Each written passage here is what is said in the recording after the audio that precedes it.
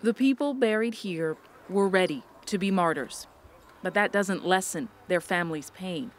They are a few of the more than 240 people killed when they stormed the streets last July 15th.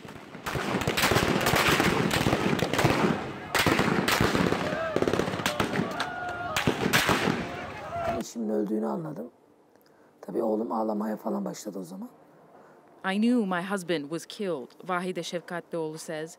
She survived, but barely, after a tank plowed over them both. Her left leg is gone. My loss is big, she says, but we live with honor and because God allowed this for us.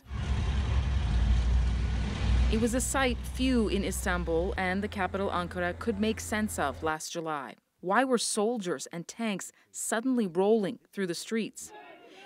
They'd soon learn a small faction of the Turkish army was trying to take hold of key locations, like Istanbul's Bosphorus Bridge and its airport. They stormed the state television building, Tüm yurtta sıkı yönetim ilan edilmiştir. Forcing their anchor to read their words.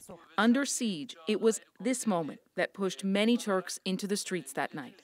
Milletimizi illerimizin meydanlarına davet ediyorum. Havalimanlarına davet ediyorum. President Erdogan called on his people to fight back. It was a mixture of duty and destiny for Vasfi Yilmaz. He survived this.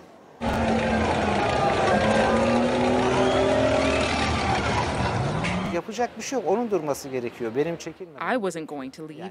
It was, Vasfi Yilmaz says. This place is ours. They protected their country. But now others are fighting for their own freedom.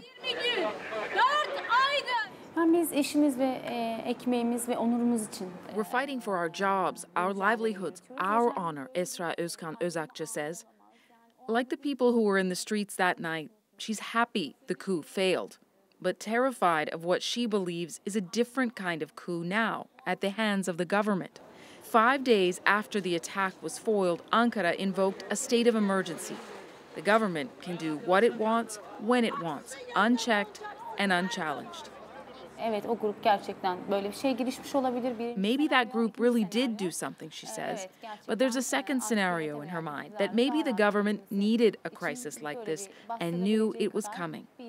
Sahte darbedir demek de çok doğru değil ama gerçek bir darbe demek de doğru. It's not right to say it was a fake coup, she says, but it's not right to say it was real either. We still don't know what really happened that night. More than 150,000 people have lost their jobs, been detained or arrested in the last year, nearly 200 this week alone. It is house cleaning, in the Erdogan government's eyes, the only way to prevent another attack on the state, it believes. A democratically elected leader in action, supporters insist. Turkey's president is after this man and anyone who supports him. Erdogan believes Fethullah Gülen was the one trying to take over the country. Gülen is an Islamic scholar with a vast network of deeply devoted followers. He's long held sway in Turkey's most powerful political circles and once was very close to the Erdogan government in particular. He's lived in self-exile in Pennsylvania since 1999. A polarized Turkey rarely agrees on much, but most agree Gülen is a threat to their country. But to Erdogan, even those with no links to Gülen are a risk. Özkan Özakça, her husband Semih, and Nuriye Gülmen, all teachers, are just a few examples of what the purge looks like. Gülmen and Semih Özakça were jailed in May. They're more than 4 months into a hunger strike. As with most of the people rounded up this year, they are accused of supporting terror.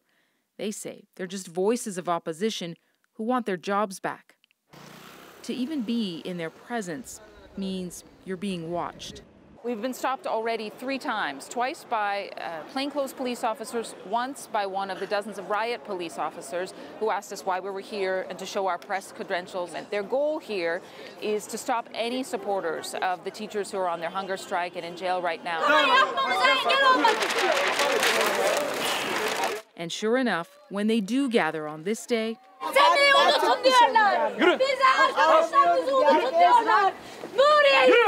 our video producer was also dragged away by officers demanding to know what he was doing. Ya ne yapıyorsun? Sabahtan beri şurada bekliyorsun ya. Sabahtan beri orada bekliyorsun. Sen bizi geri zekalı mı zannediyorsun? Soon after our interview, Özkan Özakça was pulled into custody too. She was released, but is now under house arrest.